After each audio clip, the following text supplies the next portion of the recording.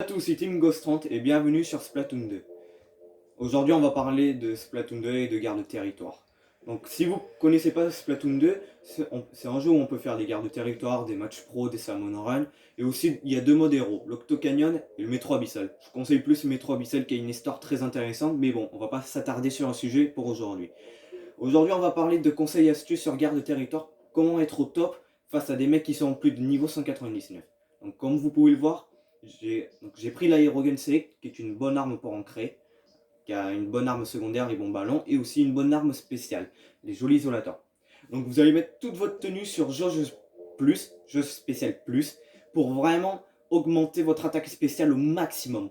Et aussi utiliser quelques incrémenteurs, comme j'ai fait sur mon accessoire, pour réduire la consommation d'encre par votre arme principale. C'est parti!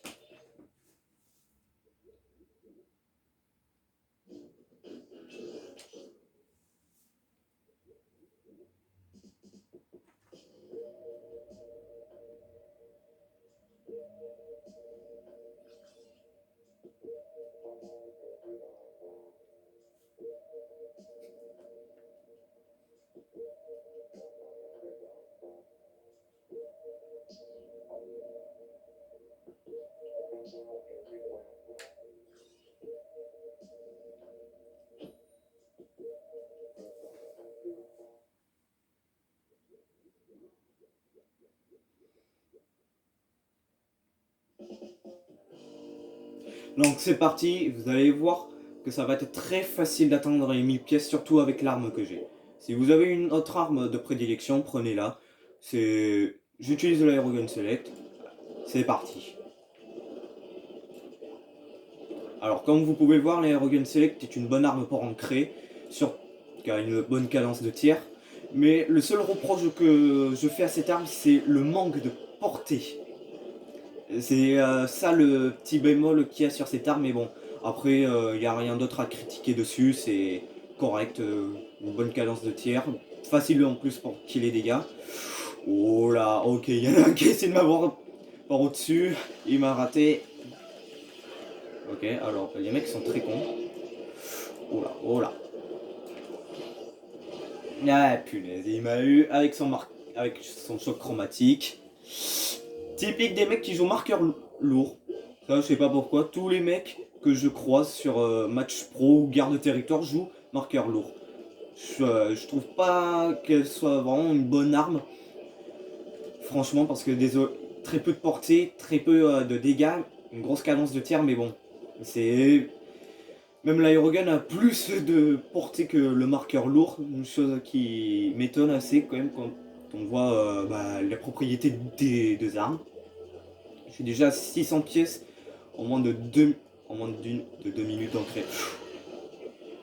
D'accord, ok, le mec m'a killé juste au moment où j'ai activé mon joli isolator avec son proxy blaster. Ah de merde. Ok, ça je vais retenir. Prochaine fois le mec je vais le killer mais je vais le niquer. Et alors. On aura qui le tour de se faire niquer comme un con. Allez hop. C'est parti, encore une fois mon joli isolator. 700 pièces. Vous allez voir que ça va être très facile d'atteindre les 1000 pièces très facilement. Parce que l'aérogun est une arme.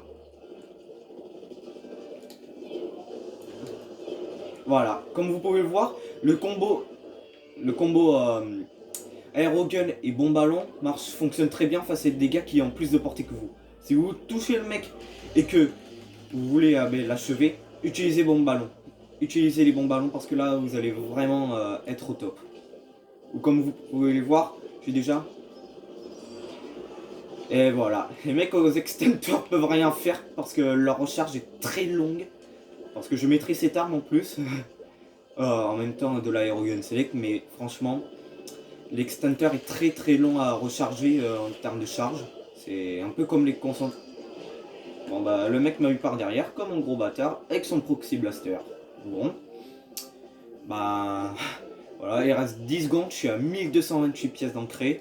Ça m'étonnerait que je fasse les 1300. Ils à part peut-être sur un coup de chance, mais bon, ça m'étonnerait. Voilà, c'est la fin de cette game. Donc comme vous pouvez le constater, c'est très facile d'ancrer avec un aérogun select. Bon, C'est la fin de cette partie, je vous dis à bientôt. N'oubliez pas de liker et de s'abonner à la chaîne. Au revoir.